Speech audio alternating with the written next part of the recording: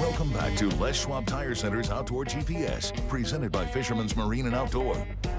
Welcome back, everyone. Joined by Joel Strickland from Surviving Duck Season. Head over to YouTube and find his page. You will learn so much. I can just tell you that now. And a lot of the thoughts that you had about duck hunting or waterfowl hunting in general will be, well, some of them are going to go away for you, and it's going to be hard. And one of them is the sub-gauge topic that we're referring to. He's just talking about how he's going to make a switch to 28 gauge this year with clients chasing big ducks, waterfowl, mallards and gadwall, widgeon, everything in between. Now, Joel, real quickly, this year I was exposed for the first time to a 28 gauge on public land, shooting big ducks, no teal, no spoonies, because we try to avoid those most of the time if we can. I got outshot, Joel.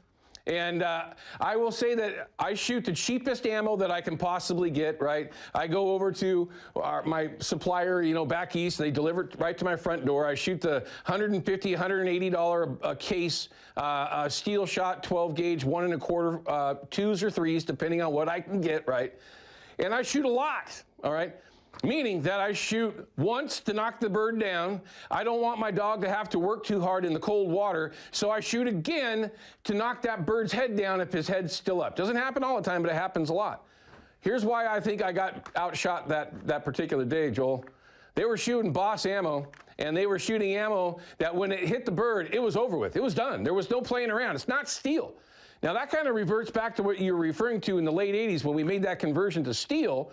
Everybody was shooting 2 3/4, 1 1/4, or 1 ounce lead shot.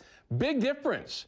With that 28 gauge that you're referring to at 7/8 ounce, you're throwing as much ammo or lead out there, to use that term, as you need, but you're using the right material, aren't you? Right. Yeah. I mean, I'm shooting Boss ammo. I'm shooting number 6s in the woods. Yeah. And shooting 5s. In the fields, and I mean, we've only had a week of season, so I haven't hunted a lot yet, so I don't have a lot to compare. But in the woods, I've been shooting 6s and just stoning them, no problem whatsoever. And it's there's a lot of little pellets that fills your pattern in, and I think that is key. When you have holes in your pattern, when you shoot larger, number 2s, number 1s, some guys shoot BBs. Yeah. You have a lot of holes in your pattern, and especially the further away the bird is to you, unless you've really got you got it choked down, you're going to have holes in your pattern, and I think that's why you cripple a lot of birds. Steel shot does that. We're down to our last couple of minutes here, Joel, and I think that what you just said, with a gap in the patterns that you're shooting, it will tend to wound birds, which it's one of my things. It's a huge issue for me. It will hold in my head for a day. Sailing a bird, losing a bird. We go through all the effort. I want that bird, right? I mean, it just really gets me. So it's something that I think that you should all consider. Now, am I saying go out and buy a 28 and go shoot ducks on public land where you might have to stretch it a little bit? No. What I'm saying is what we have thought for so long isn't true. And you're going to learn that stuff through some of those videos that Joel does with Surviving Duck Season. Just trust me on this one. Have an open mind. Go through his videos, learn, and see some of the shot string videos that he's done. Choke tubes that you've debunked. Man, I mean, he blew that out of the water on some of the choke tubes, man. But I'm down to my last minute, Joel.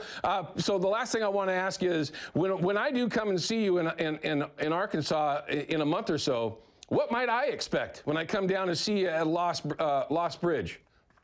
Well, hopefully we're going to get to hunt the woods. We're going to go where the ducks are.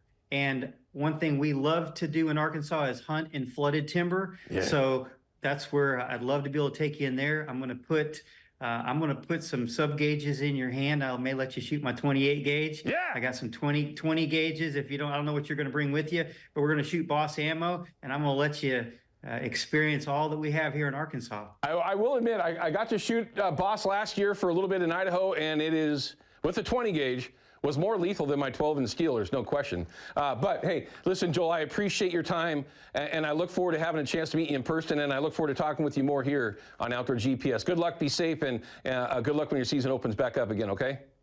Thank you. Thank you, sir. You take care. Check him out, Surviving Duck Season. You will not regret it. All right, we'll be back in just a minute for the Deal of the Week.